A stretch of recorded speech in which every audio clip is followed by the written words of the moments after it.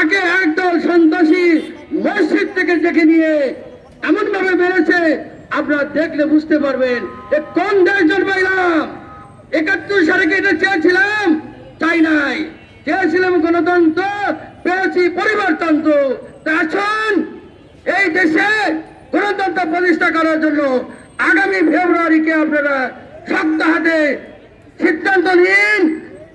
থাকবে, হ্যাঁ হবে, গণতন্ত্র প্রতিষ্ঠিত হবে না এদেশ ভারতের কাছে করজে চলে যাবে। তাই সংগ্রামী জনতা, আপনাদেরকে আমি ন্যায়ভিত্তিক রাষ্ট্র প্রতিষ্ঠার জন্য আপনাদের ভূমিকা আমাদের প্রয়োজন। বিসমিল্লাহির রহমানির রহিম। উপস্থিত সুধীবৃন্দ এবং জুলাই বিপ্লবের চেতনায় উজ্জীবিত সংগ্রামী জনতা, আজ আমার বুক ফেটে যাচ্ছে কষ্টের ঘরে।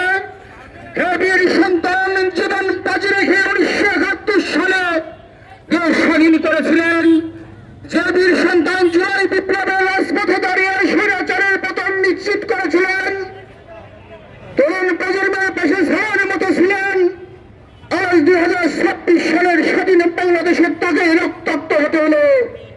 তার রাজনৈতিক প্রতিনিধি হিসেবে কি বলবো, ওই রুগীকে দেখার পরে কান্না রাখতে পারি নাই। যদি আমার উপরে হতো কেমন লাগতো। 24-এর আন্দোলনে কত ছাত্র জনতা জীবন দিল, তার বিনিময়ে কি এইগুলো হবে? এই যে ভোটের আগে মেনে নেওয়া যায় না।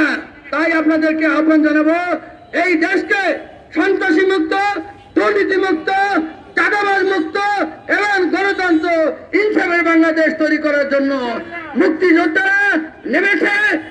আমরা আপনাদেরকে আবেদন করব, 12 তারিখে জাতীয় মুক্তিযোদ্ধা পরিষদের সেই বীর মুক্তিযোদ্ধার উপর বিএনপির নামধারী সন্ত্রাসীরা যে বর্বরচরিত প্রাণঘাতী হামলা চালিয়েছে, তা কেবল একজন ব্যক্তির উপর নয়, বরং তা আমাদের মুক্তিযুদ্ধ এবং জয় বিপ্লবের অর্জিত স্বাধীনতার উপর সরাসরি আঘাত।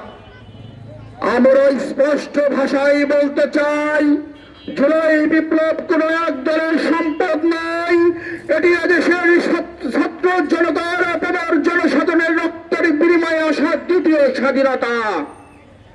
এই স্বাধীন দেশে আর কোন পেশি শক্তির রাজনীতি চলতে দেওয়া হবে না। যারা মনে করেছেন বীর মুক্তিযোদ্ধাদের উপর আঘাত করে পাবনার মাঠ দখল করবেন, তারা ভুল স্বর্গে বাস করছেন। মুক্তিযুদ্ধের রক্ত ঝরবে কেন? জবাব দিতে হবে। বিপ্লব পরবর্তী বাংলাদেশে আবার কেন সন্ত্রাসী কায়দায় হামলা? জবাব দিতে হবে।